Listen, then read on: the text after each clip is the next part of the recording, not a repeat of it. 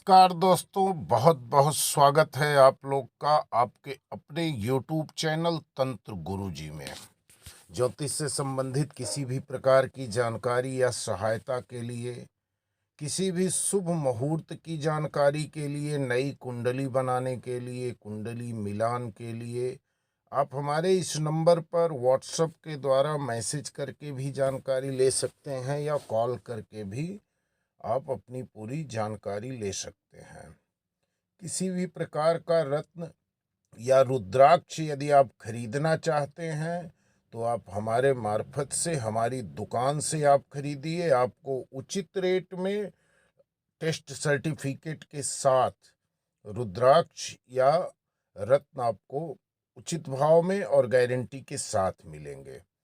तो आज हमारी चर्चा आप लोगों के साथ है ओपल रत्न के बारे में। ओपल बहुत ही सुंदर रत्न होता है और शुक्र का उपरत्न है, यानी कि हीरा का उपरत्न होता है ओपल। क्योंकि हीरा इतना महंगा रत्न है, हर कोई खरीद नहीं सकता, तो उसकी जगह पर ओपल बहुत तेजी से कार्य करने वाला रत्न है।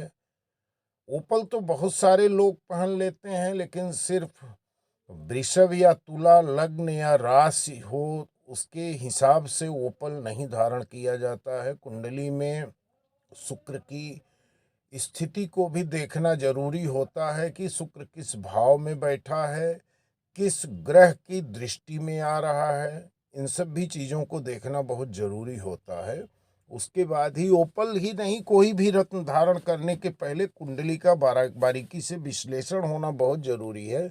अन्यथा कभी कभी राशि और लग्न के अनुसार धारण किया गया रत्न नुकसानदायक भी हो जाता है। तो दोस्तों, ओपल रत्न तो है बड़ा खूबसूरत और बड़ी तेजी से कार्य करने वाला है। ये 2 से 3 दिन में ही अपना प्रभाव दिखाना चालू कर देता है, लेकिन इसे धारण करने का सही नियम क्या है वो जानना जरूरी है। हर ग्रह का प्रतिनिधित्व हर एक रत्न करता है। हर व्यक्ति को रत्न अपनी राशि और ज्योतिष के अनुसार ही धारण करना चाहिए। ओपल सफेद रंग का रत्न है जो कि कुंडली में शुक्र ग्रह की खराब स्थित होने पर मजबूत करने के लिए धारण किया जाता है। यदि किसी व्यक्ति की आर्थिक स्थिति ठीक नहीं है तो उसे ओपल रत्न पहनने से सहायता जरूर मिल जाएगी और यह समाज में आपकी लोकप्रियता को बढ़ा देता है। तो इसे कैसे और कौन धारण करे, इस बारे में हम आप लोगों के साथ विस्तार से चर्चा शुरू कर रहे हैं। इस वीडियो पर अंत तक बने रहना और यदि आप हमारे चैनल पर पहली बार आए हैं तो चैनल को सब्सक्राइब कर लेना। यदि ओपल रत्न खरीदना चाहते हैं तो आप एक बार हमें संपर्क जरूर करना। रत्न शास्त्र के मुताबिक वृषभ और तुला राशि के लोग ओपल धारण कर सकते हैं और इस लग्न के लोग भी ओपल को धारण कर सकते हैं। इसके अलावा मकर, मिथुन, कुंभ और कन्या राशि के लोग भी इसे धारण कर सकते हैं। लेकिन सबसे जरूरी चीज ये है कि शुक्र का स्थान कहाँ पर है, शुक्र किस भाव में बैठा हुआ है, उसको भी जानना बहुत जरूरी होता है। और ओपल के साथ कभी भी माणिक, मोती और पुखराज को नहीं धारण करना चाहिए। और ओपल का अगर आप लाभ लेना चाहते हैं, वास्तव में अगर ओपल कहीं आपको लाभ देगा तो आप अपनी तर्जनी अंगुली में धारण करिए। इंडेक्स फिंगर में यदि आप ओपल धारण कर रहे हैं तो ये गुरु और शुक्र दोनों ग्रह को एक साथ सपोर्ट करता है और आपके जीवन से जुड़ी हुई तमाम परेशानियों को दूर कर देता है। और ये तो कन्फर्म है कि यदि आपको ओपल सूट कर रहा है तो नीलम जरूर सूट करेगा। कुछ लोग नीलम रत्न पहन लेते हैं और बोलेंगे गुरुजी लाभ नहीं हो रहा है, लेकिन नीलम कभी भी अकेला लाभ नहीं कर सकता है। नीलम के साथ ओपल पहनना बहुत जरूरी होता है।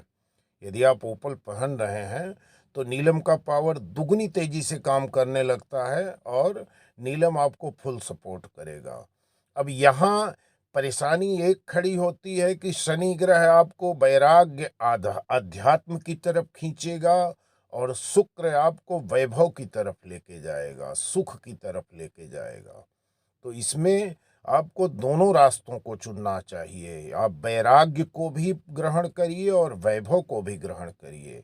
शनि की भी आराधना करिए, शिव जी की भी आराधना करिए और सुख और भोग भी करिए, जिससे आपके दोनों ग्रह साथ में सपोर्ट करते रहें और आपकी ज़िंदगी सुखमय होती रहे और दिन पर दिन आप तरक्की के रास्ते में बढ़ते रहें। आगे आपको कोई रुकावट नहीं आए, क्योंकि शुक्र ग्रह को दाम्पत्य जीवन, प्रेम, सौंदर्य और आकर्षक भौतिक सुखों का कारक माना जाता है।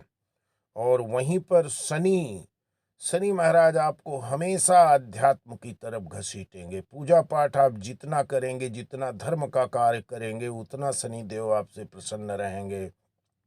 जानवरों की आप जितनी सेवा करेंगे, उतना शनि देव आपसे प्रसन्न रहेंगे। तो इन दोनों चीज़ों को ध्यान में रख करके ही आपको इसको ओपल को धारण करना चाहिए। साथ ही अगर नवांश कुंडली में शुक्र ग्रह कमजोर, मतलब कि कम डिग्री का हो, तो ओपल जरूर पहनिए। वहीं शुक्र जन्म कुंडली के प्रथम, दूसरे, सातवें, 9वें या 10वें भाव में होने पर भी आप ओपल पहन सकते हैं। और यदि शुक्र आपके 6, 8, 12 भाव में बैठ जाए तो आप किसी अच्छे ज्योतिषाचार्य से इसका पूरी तरह अपनी कुंडली का विश्लेषण करवा के ही ओपल धारण करिए, क्योंकि ये नुकसान भी कर सकता है कभी कभी। तो दोस्तों, यदि आप ओपल को पहनना चाहते हैं तो किसी भी शुक्ल पक्ष के शुक्रवार के दिन आप सीधे हाथ की तर्जनी अंगुली में धारण करिए। बहुत लोग ओपल को अनामिका अंगुली में भी धारण करते हैं, लेकिन अनामिका अंगुली में उतना पावर आपको नहीं मिलेगा जितना कि तर्जनी अंगुली में मिलेगा, क्योंकि आपका शुक्र पर्वत अंगूठे के ठीक नीचे होता है। तो यदि आप तर्जनी में पहन रहे हैं तो ओपल का लाभ आप खुद देखेंगे कि कई हजार गुना आपको ज़्यादा मिल गया। तो दोस्तों, इसी के साथ वीडियो समाप्त कर रहा हूँ। एक लाइक, एक कमेंट जरूर करना। चैनल पर पहली बार आए हो तो चैनल को सब्सक्राइब कर लेना। धन्यवाद। जय माँ भद्रकाली।